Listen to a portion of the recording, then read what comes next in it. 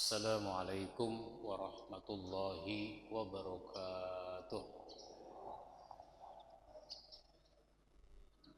Alhamdulillahi rabbil alamin alladzi anzala ala abdihil kitaba wa lam yaj'al lahu iwaja. Asyhadu an la ilaha illallah wahdahu la syarikalah wa asyhadu anna Muhammadan abduhu wa rasuluh. Allahumma salli wa sallim wa barik ala nabiyyina Muhammadin wa ala alihi wa ashabihi ajma'in. Amma ba'd. Jamaah sekalian yang saya hormati, pada pagi ini saya ingin menjelaskan isi buku yang baru saya terbitkan. Judulnya Al-Quran Bicara Al-Quran. Ini buku berarti Al-Quran menjelaskan sendiri tentang Al-Quran. Karena kita harus mengkaji Al-Quran, maka buku ini salah satu yang penting untuk dibaca. Ini buku yang ke-65 yang saya sudah tulis. Ada 219 halaman. Al-Quran Bicara Al-Quran itu misalnya, Al-Quran itu diturunkan dari Allah Subhanahu wa ta'ala, bukan karangan siapapun, termasuk bukan karangan Nabi Muhammad sallallahu alaihi wasallam. Diturunkan dari Allah, oleh Allah sebagai wahyu. Maka di dalam Al-Quran itu ada surat-surat yang dimulai dengan huruf saja, sehingga tidak ada artinya, nggak ada terjemahnya, karena dia bukan kata, cuma huruf. Meskipun ada huruf-huruf yang punya arti. Misalnya ada yang hurufnya satu, kayak tadi imam kita baca nun. Ada yang lagi yang satu itu qaf. Ada lagi yang dua, hamim, yasin. Ada lagi yang tiga, alif, lam, mim, alif, lam, ro, dan seterusnya. Semuanya ada 29 surat di dalam Al-Quran yang dimulai dengan huruf saja. Kalau tidak ada artinya, jadi maksudnya apa itu? Itu adalah isyarat dari Allah Subhanahu wa ta'ala bahwa Al-Quran itu wahyu dari Allah, bukan karangan manusia. Manusia memang bisa mengarang berjilid-jilid kitab, tapi manusia tidak akan mampu, tidak akan bisa mengarang seperti Al-Quran. Gak akan bisa. Jadi ini memang wahyu dari Allah Subhanahu wa ta'ala. Nah, itu contohnya. Maka Nabi Muhammad ummi, enggak bisa baca, enggak bisa tulis. Tapi jangan dibayangkan kayak orang sekarang, enggak bisa baca, enggak bisa tulis.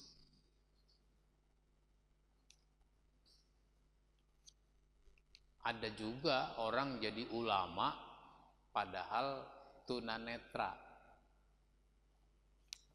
Ya kalau sekarang sih ada huruf braille, bahkan sekarang ada aplikasi di HP, ada aplikasi untuk orang tunanetra.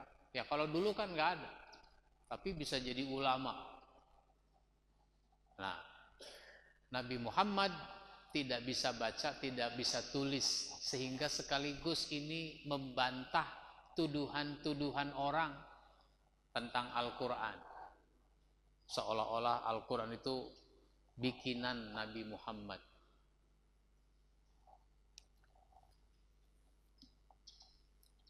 Yang kedua, Al-Quran itu diturunkan secara bertahap. Saya pilih beberapa ya dari poin ini, karena poinnya ada 33. Al-Quran itu diturunkan secara bertahap. Tidak sekaligus 30 juz turun kepada Nabi Muhammad, tapi diturunkan sedikit-sedikit sesuai dengan situasi dan kondisinya. Bahkan ada dalam ilmu Al-Quran namanya asbabun nuzul, sebab turunnya ayat Al-Quran. Alhamdulillah saya juga sudah menulis bukunya Asbabun Nuzul Tematik. Disebut tematik karena disusun berdasarkan tema. Tema akidah, tema akhlak, tema harta, tema perang, dan seterusnya. Ada 20 tema. Biasanya buku Asbabun Nuzul itu disusun berdasarkan surat. Asbabun Nuzul yang ada pada Al-Baqarah, yang ada pada Ali Imran, An-Nisa, dan seterusnya. Nah, saya menyusun berdasarkan tema. Jadi diturunkan secara bertahap, secara berangsur-angsur, sehingga menyesuaikan keadaan Nabi Muhammad, keadaan masyarakat. Nah, di buku ini juga ada Asbabun Nuzul seputar Al-Quran. Asbabun Nuzul yang berkaitan dengan Al-Quran. Baik. Kemudian Al-Quran itu tidak ada keraguan. Enggak ada yang bisa kita ragukan dari Al-Quran. Apalagi ilmu pengetahuan, teknologi itu semakin bisa membuktikan kebenaran yang disebutkan di dalam Al-Quran. Dulu ibu-ibu punya bayi, menyusui bayinya, susui saja. Emang itu disuruh di dalam Al-Quran? Susui saja. Enggak tahu apa makna, apa hikmah di balik menyusui. Enggak tahu. Nyusui aja, pokoknya begitu. Ilmu pengetahuan kemudian melakukan penelitian, sehingga menyusui bayi itu sesuatu yang sangat baik. Karena bukan sekedar disusui, tapi itu ada konsekuensi. Makanya di dalam Islam, kalau ada seorang anak, meskipun bukan anaknya, bukan anak si ibu, tapi disusui oleh si ibu, itu konsekuensinya itu anak jadi anak susuan. Anak ibu itu dengan anak susuan itu menjadi bersaudara, saudara sepersusuan. Karena saudara sepersusuan, kalau dia laki yang satu perempuan, nanti kalau udah gede dia nggak boleh menikah. Nah, itu begitu.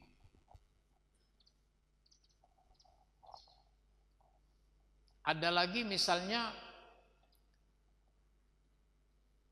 wanita kalau sudah dicerai oleh suaminya atau suaminya mati, enak nggak Bu nyebut mati? Meninggal. Padahal bahasa Arabnya mati. Maut. maut. Maka disebut kematian. Kenapa enggak disebut kemeninggal duniaan? Giliran dibilang mati katanya nggak enak tuh bahasa. Tapi dibilang kemeninggal duniaan kok nggak enak. Begitu. Begitulah bahasa. Seorang wanita yang sudah dicerai atau ditinggal mati oleh suaminya, maka dia statusnya menjadi janda. Pada saat dia menjadi janda, dia tidak boleh langsung menikah dengan laki-laki lain. Maka ada namanya masa iddah. 3 bulan 10 hari. Kalau dicerai. Kalau ditinggal mati suaminya itu 4 bulan 10 hari. Oh, ternyata kalau dulu si orang terima aja itu. Ternyata ilmu pengetahuan melakukan penelitian.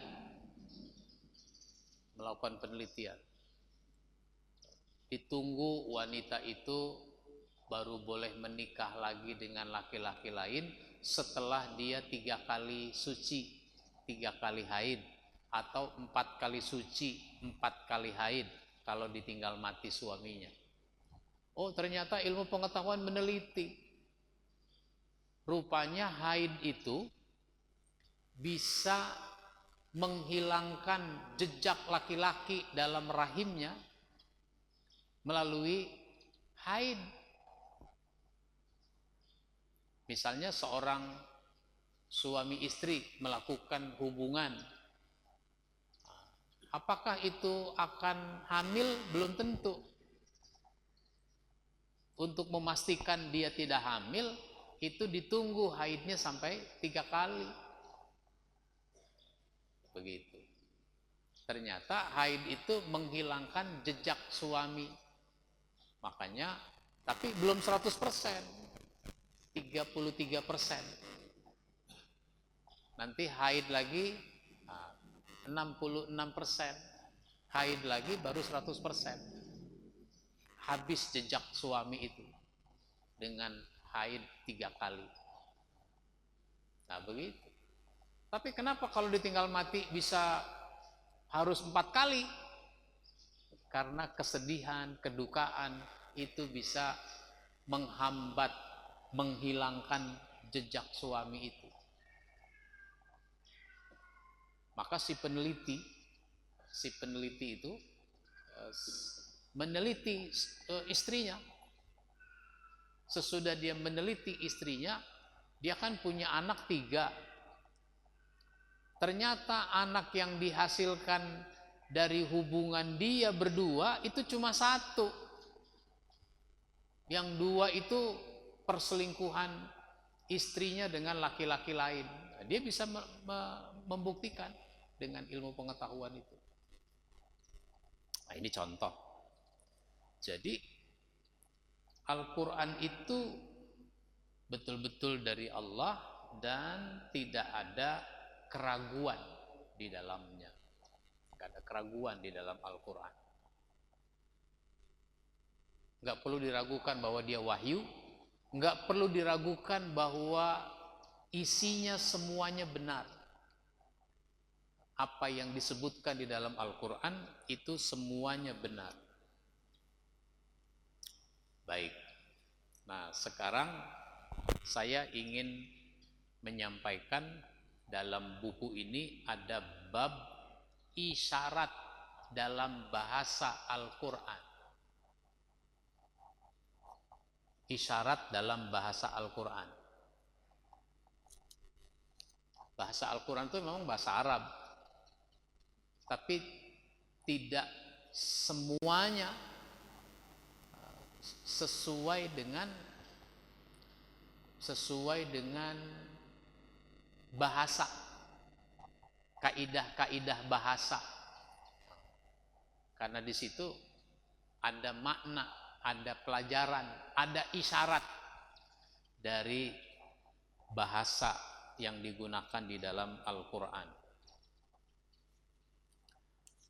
Contoh, kalau bahasa Arab, misalnya ada kata ganti orang, namanya domir, kata ganti orang.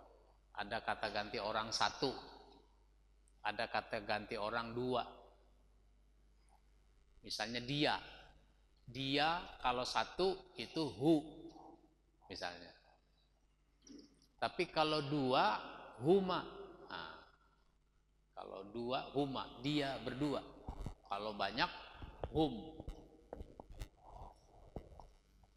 Tapi ternyata di dalam Quran bisa kita dapati, misalnya di dalam surat Al-Anfal ayat 20. Ya ayyuhalladzina amanu atiullaha wa rasulahu wa la tawallau anhu wa antum tasma'un. Hai orang-orang yang beriman, taatlah kepada Allah, taatilah Allah dan Rasulnya. Allah dan Rasul itu berapa? Ada dua kan? Allah dan Rasul itu ada dua. Tapi kalimat berikutnya, wala tawallau anhu, dan janganlah kamu berpaling darinya. Itu disebutnya anhu. Wala tawallau anhu. Kalau anhu itu kan satu. Padahal yang jangan diingkari itu ada dua, Allah dan Rasul. Mestinya wala tawallau anhuma. Nah, gitu kata yang ahli bahasa. Wala tawallau anhuma. Jangan kamu berpaling dari keduanya. Tapi kenapa disebut anhu? Jangan kamu berpaling darinya, satu. Oh, ternyata Allah dan Rasul itu satu kesatuan. Allah dan Rasul satu paket. Taat pada Allah berarti taat pada Rasul. Taat pada Rasul berarti taat kepada Allah. Nggak bisa dipisah-pisah. Sehingga kata yang digunakan adalah anhu. Nah, gitu. Itu contoh. Yang kedua, contoh lain. Itu kalau satu, ya satu. Tapi ternyata kata gantinya itu bisa banyak. Jamak, banyak. Contoh. Ini disebutkan di dalam surat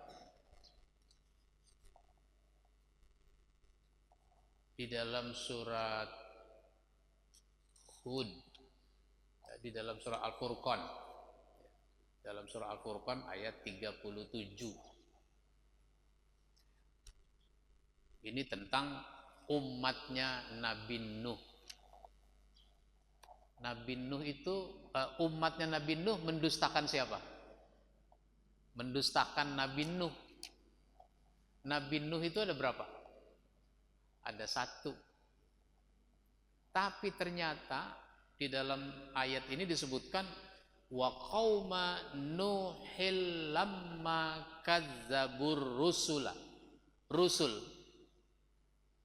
itu jamak rusul, rasul-rasul. Dan telah kami binasakan kaum Nuh ketika mereka mendustakan para rasul. Yang didustakan cuma satu, yaitu Nabi Nuh. Tapi Allah bilang umatnya Nabi Nuh itu telah mendustakan para rasul. Banyak. Kata ganti orang yang digunakan itu adalah banyak, rasul-rasul. Kenapa begitu? Karena mendustakan satu rasul itu sama dengan mendustakan semua rasul. Enggak boleh kita cuma beriman kepada Nabi Muhammad. Enggak boleh kita cuma beriman kepada Nabi Muhammad, Nabi Ismail, Nabi Ibrahim. Semuanya harus kita imani. Begitu. Maka mendustakan satu rasul, saya tidak beriman pada Nabi Isa. Nah, itu sama dengan tidak beriman pada semua nabi. Sehingga disebutkan penggunaan katanya itu adalah kata yang bersifat banyak, jamak, rusul, rasul-rasul.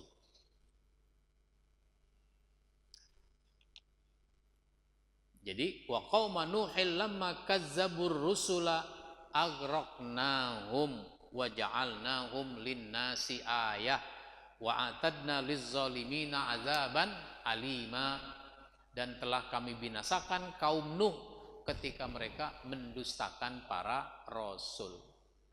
Kami tenggelamkan mereka dan kami jadikan cerita mereka itu pelajaran bagi manusia. Dan kami telah sediakan bagi orang-orang zalim azab yang pedih. Jadi cerita Nabi Nuh itu terus saja diceritakan berulang-ulang sebagai pelajaran bagi manusia. Di dalam surat Asy-Syu'ara surat 26 ayat 105 itu juga disebutkan demikian. Kazzabat qaumu Nuhinil mursalin. Kaum Nuh telah mendustakan para rasul. Enggak mendustakan satu rasul, tapi mendustakan para rasul. Ini menarik untuk dipelajari. Ada lagi isyarat bahasa Allah Subhanahu wa ta'ala ada berapa? Allah ada berapa?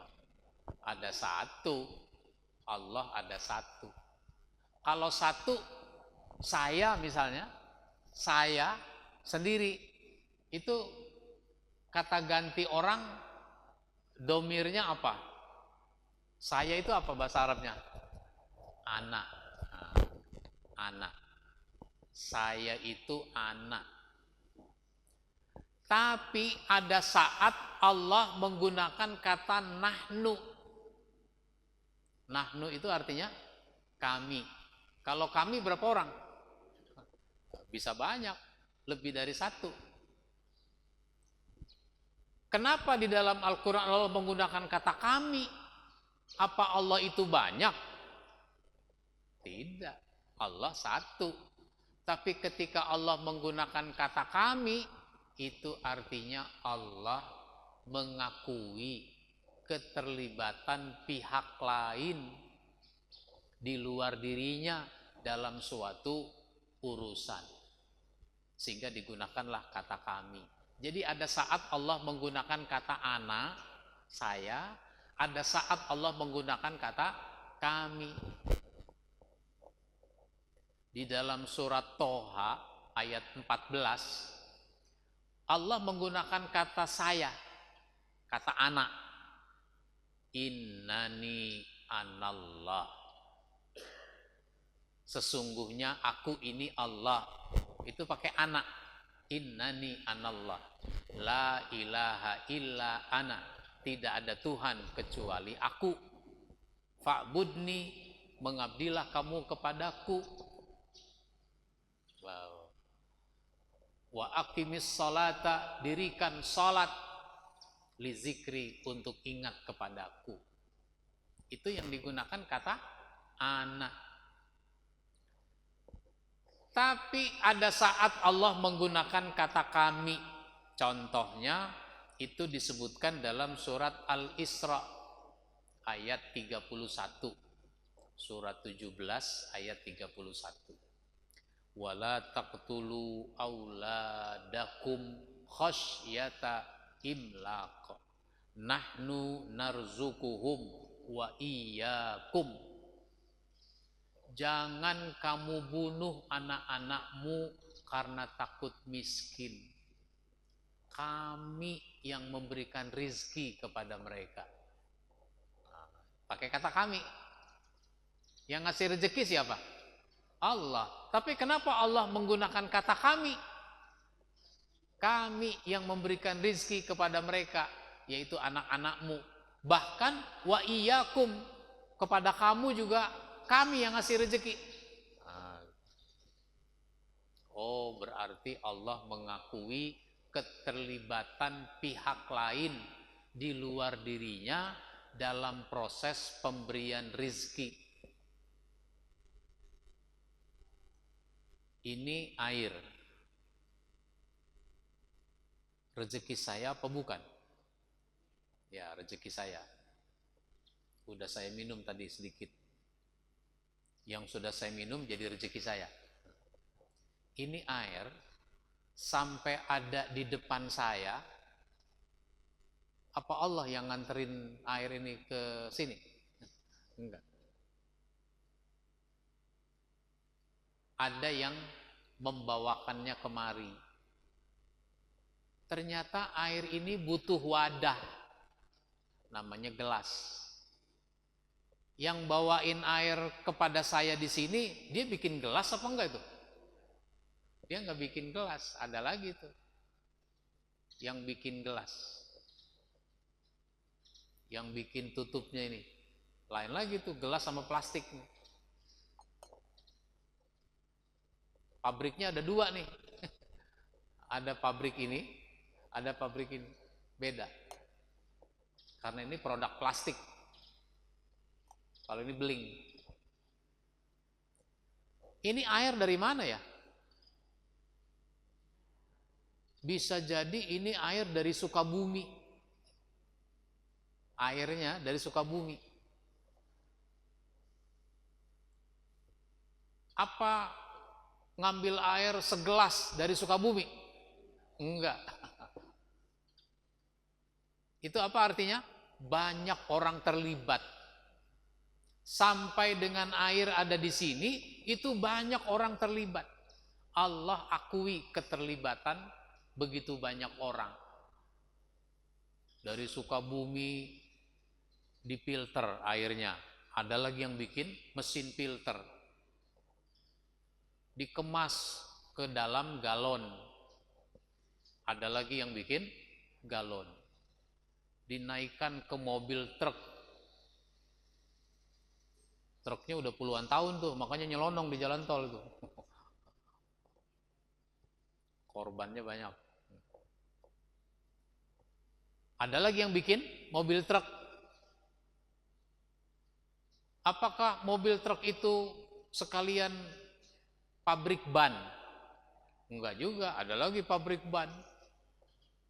Bannya dari karet. Apakah pabrik ban nanam karet? Enggak lagi, ada lagi petani karet. Oh, banyak sekali orang terlibat itu. Allah akui itu. Keterlibatan pihak lain di luar dirinya, makanya digunakan kata nahnu, kami yang ngasih rezeki. Bahkan kamu juga, kami yang ngasih rezeki, bapak. Kan seringkali yang ngasih makan itu bapak. Tulang punggung ekonomi keluarga bapak. Bapak jangan bilang apa? Kalau saya mati, anak saya makan apa ya? Ada enggak karena bapaknya mati, anaknya mati kelaparan? Enggak. Justru karena bapaknya mati, itu anak jadi yatim. Karena jadi yatim, banyak yang memberi perhatian. Ada anak yatim cerita sama kawannya. Kemarin gua, enak. Enak apa? Diajak makan sama orang kaya di restoran. Makanannya enak, tempatnya bagus. Banyak juga tuh yang lain-lain diajak. emang kenapa lu diajak makan sama orang kaya? Karena gua ini anak yatim. Jadi yang diajak makan itu semua anak yatim. Diajak piknik segala macam gitulah. Temennya tuh iri. Coba bapak gua mati juga ya. Bapak gua mah nggak pernah ngajak makan di tempat enak, makanannya enak, nggak pernah itu. Gue juga nggak pernah waktu bapak gue masih ada, karena bapak gue udah mati, akhirnya gue jadi yatim, diajak, enak. Pengen tuh anak jadi yatim. Jadi jangan merasa kita yang ngasih rezeki, kita cuma sebab. Masih banyak sebab yang lain. Apalagi dengan sebab ibunya jadi janda, ada duda kaya naksir sama dia, nikah, dapatnya malah banyakan dari yang ini daripada yang ngono. Begitu. Ada lagi Pak, contoh di mana Allah menggunakan kata nahnu itu, kata kami. Itu surat Al-Hijr, surat 15 ayat 9. Inna nahnu nazzalna dzikra wa inna lahu lahafizun. Kami yang turunkan itu Quran. Az-zikr itu Quran. Kami yang turunkan itu Quran. Dan kami yang memelihara kemurniannya.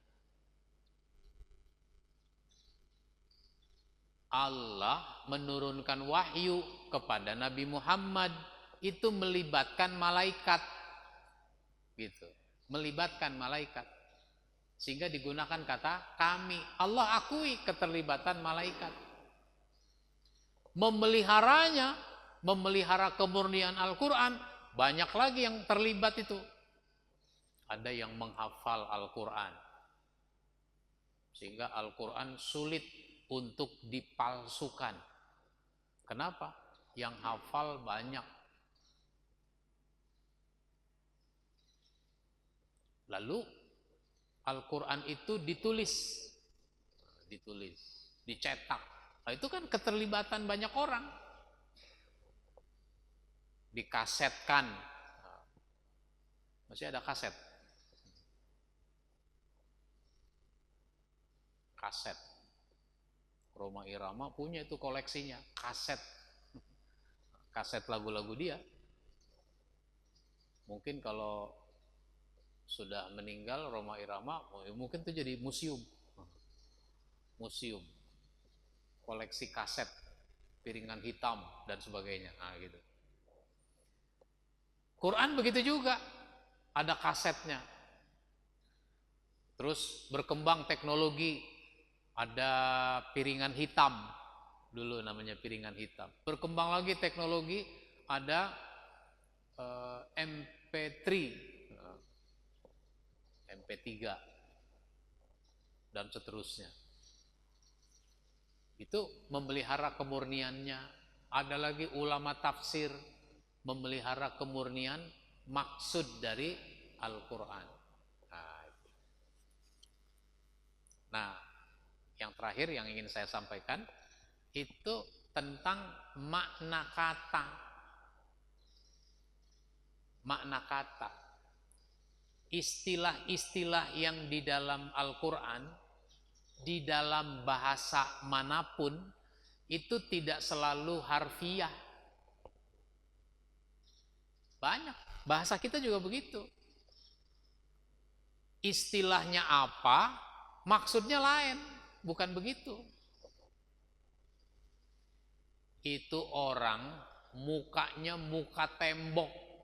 Ada nggak istilah begitu? Muka tembok. Apa muka kita ini tembok? Bahasanya muka tembok. Maksudnya apa? Gitu. Orang udah nggak punya malu. Itu namanya makna bahasa. Buaya darat. Apa tuh orang jadi budaya? Apa buaya? Hidung belang. Ada istilah begitu ya? Hidung belang. Padahal hidungnya mancung. Warna kulitnya putih, kenapa dibilang belang? Nah, itu kan namanya makna filosofi dari suatu istilah, dari suatu bahasa. Semua bahasa begitu. Saya sih tidak ahli bahasa, tapi saya renung-renungkan ternyata semua bahasa begitu. Antara kata dengan maksud itu berbeda. Nah, contoh kalau di dalam Quran itu apa? Misalnya kalau di dalam Quran itu ada istilah amar ma'ruf. Nah, ya'muruna bil ma'ruf, memerintahkan yang ma'ruf. Baik. Ma'ruf itu baik. Ma'ruf itu diartikan dengan baik. Padahal ma'ruf itu dari kata arofa. Arofa itu artinya mengenal. Mengenal. Kenapa kebaikan disebut ma'ruf? Karena semua orang sudah mengenal kebaikan. Semua orang sudah tahu kebaikan. Binatang juga tahu kebaikan. Ada enggak macan makan anaknya? Enggak, meskipun dia buas, tapi dia tidak pernah makan anaknya.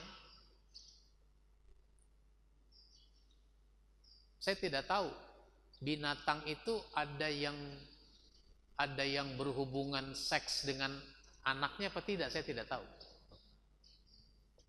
Kalau orang, ada. Bapak menzinahi anak. Abang menzinahi adik. Malah sekarang berkembang tuh, ada komunitasnya. Di Facebook itu ada grupnya, komunitas sedarah.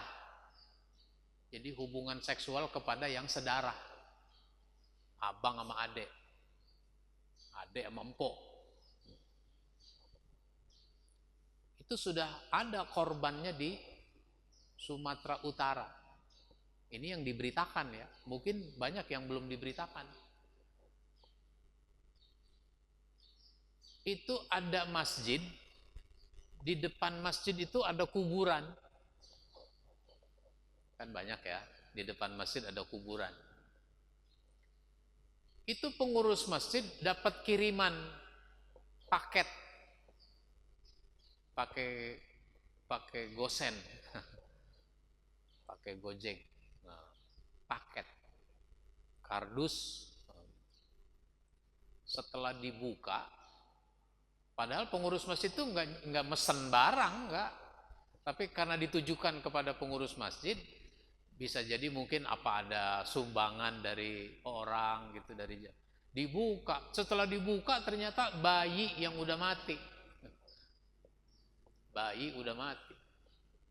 Lapor polisi, diselidiki, namanya dikirim lewat Gojek kan ada datanya kan, siapa yang ngirim, nomor handphonenya ada, diteliti. Ternyata seorang anak muda dengan seorang anak mudi, perempuan. Rupanya ini kakak beradik. Bayi ini adalah hasil hubungan perzinahan yang dilakukannya. Karena itu tadi ada komunitas sedarah itu, hubungan seksual kepada yang sedarah. Nikah aja nggak boleh, nggak sah. Nah begitu. Jadi kebaikan disebut ma'ruf karena semua orang sudah mengenal kebaikan. Tapi orang mengenal kebaikan belum tentu melakukan kebaikan. Makanya harus amar, disuruh melakukan kebaikan. Nah, itu contohnya. Jadi banyak sekali contoh penggunaan istilah yang tidak selalu sesuai dengan makna, sesuai dengan arti. Jadi ada makna di balik arti. Nah, begitu. Saya ingin membatasi waktu.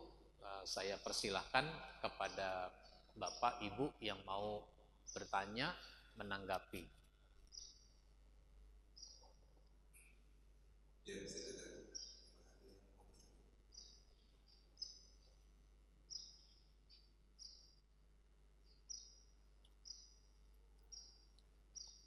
Gak ada yang nanya.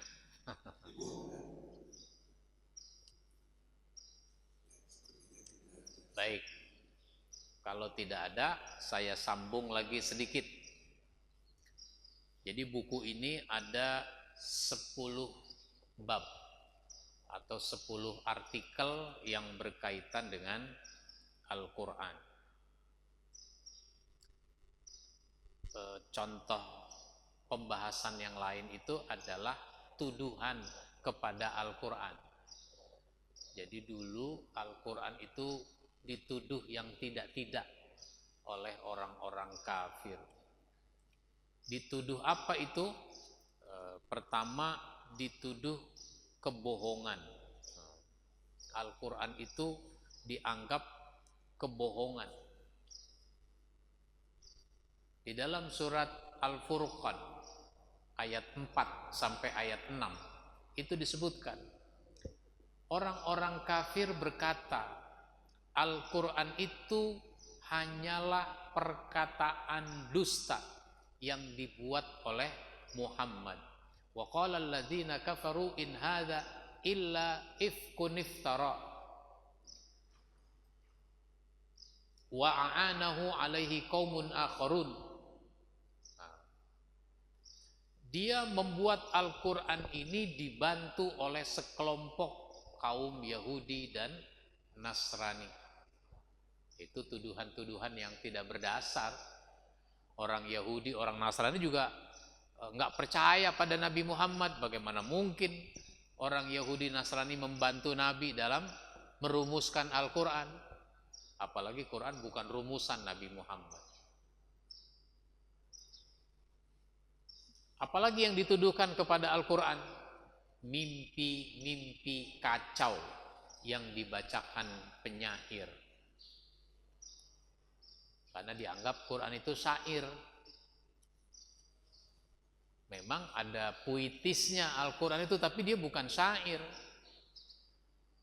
Di dalam surat Al-Anbiya ayat 2 sampai 5 itu disebutkan tidak datang kepada mereka suatu ayat Al-Quran pun yang baru diturunkan dari Tuhan mereka, melainkan mereka mendengarnya sedang mereka bermain-main.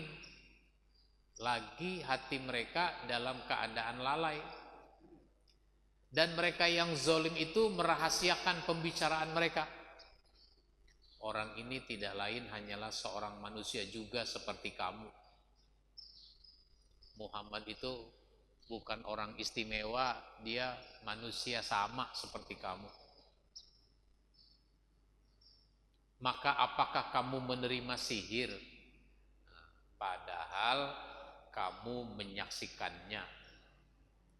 Berkatalah Muhammad kepada mereka, Tuhanku mengetahui semua perkataan di langit dan di bumi, dan dialah yang maha mendengar lagi maha mengetahui.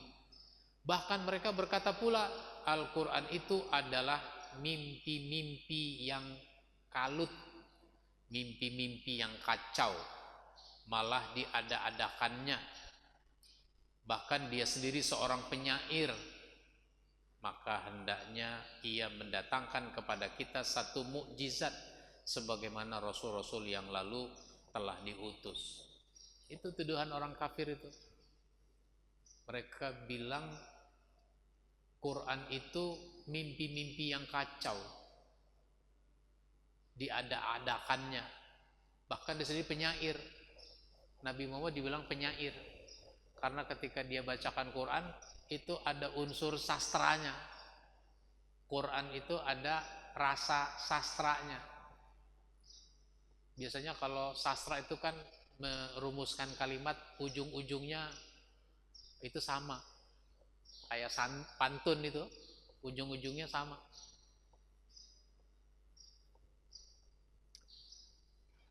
Dibilang penyair.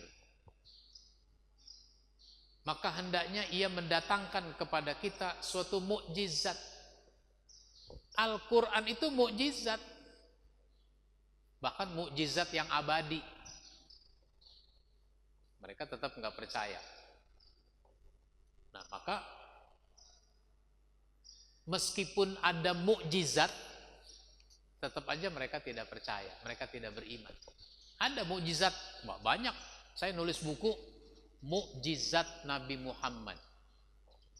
Mukjizat Nabi Muhammad. Buku kecil, seukuran ini juga, lebih tipis. Isinya 33 cerita tentang mukjizat Nabi Muhammad. Misalnya, dulu sahabat bersama Nabi dalam perjalanan. Waktunya sholat, mau sholat. Cuma mereka nanya, ya Rasul ini nggak ada air, bagaimana? Mau wudhu. Ada nggak di antara kalian yang bawa air minum? Ada nih. Sini. Dikasih tuh air minum. Lalu Nabi memasukkan tangannya ini, jari-jarinya ke wadah air itu, dimasukkan. Kemudian Nabi angkat, itu air ngucur, kayak keran. Ayo sini wudhu, gitu. Wudhu, 300 orang itu wudhu.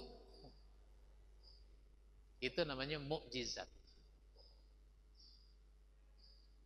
Contoh lain, Nabi waktu itu mau perang, namanya perang Khandaq. Perang Khandaq. Perang Khandaq itu menggali parit. Sebagai siasat perang, itu menggali parit atas usul seorang sahabat namanya Salman Al-Farisi. Beratnya perang ini menggali paritnya itu. Karena yang digali bukan tanah kayak kita di sini, tapi bebatuan. Kayak di Cirebon tuh, batu. Batu alam diambil. Nanti kan banyak orang senang pakai batu alam, bikin rumah segala macam itu.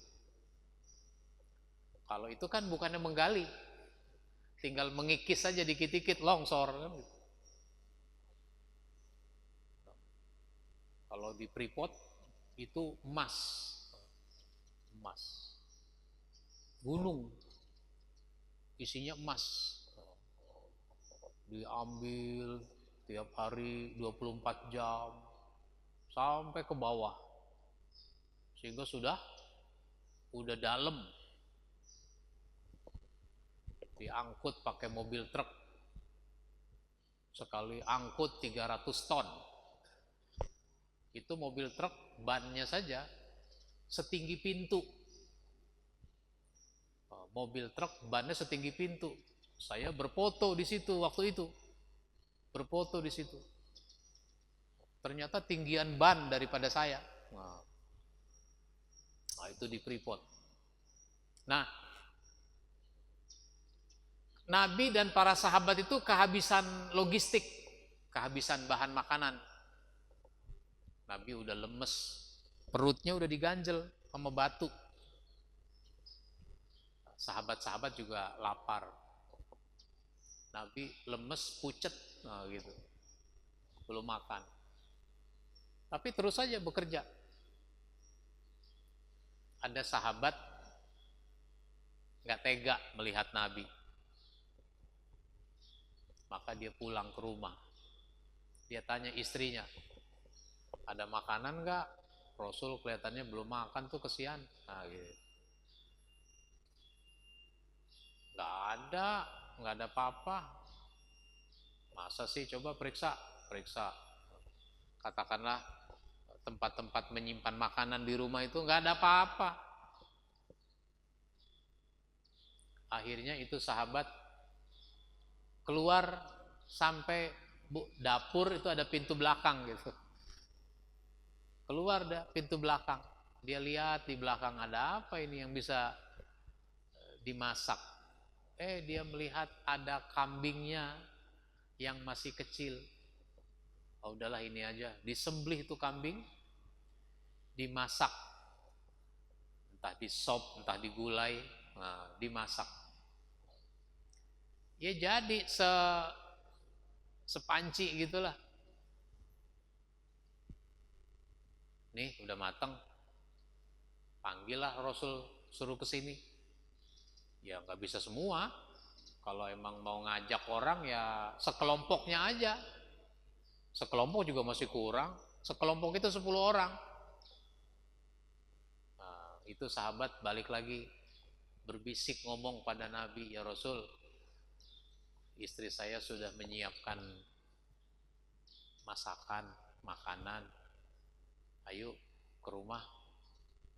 Kalau emang mau ngajak, ya jangan banyak-banyak, sekelompok aja. Oh begitu, iya. Nabi kemudian berdiri lalu mengumumkan, para sahabat, ayo kita ke rumah sahabat ini, kita makan di sana.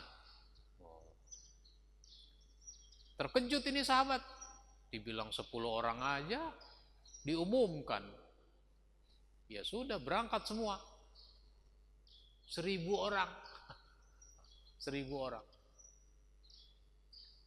Sampai di rumah itu baris, nah gitu kira-kira, baris, mana mangkoknya, kasih, disendoki oleh Nabi itu, sendoki, makan, kalau udah selesai balikin lagi ke sini, kasih, terus begitu, 1.000 orang makan, kenyang semua, bahkan masih ada sisa buat keluarga itu.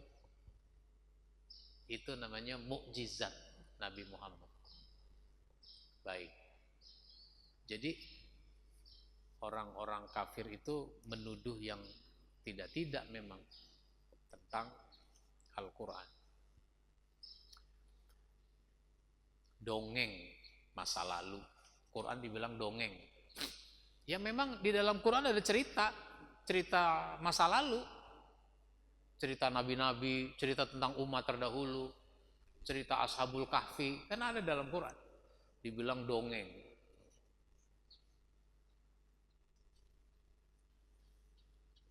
Bahkan sihir, Quran dibilang sihir. Nah, begitu. Baik, ini yang kita bahas pada kesempatan ini. Silahkan nanti bisa dibaca buku ini. Yang ingin melihatnya ada di mobil di bawah. Demikian dari saya kembalikan ke pemandu acara. Wassalamualaikum warahmatullahi wabarakatuh.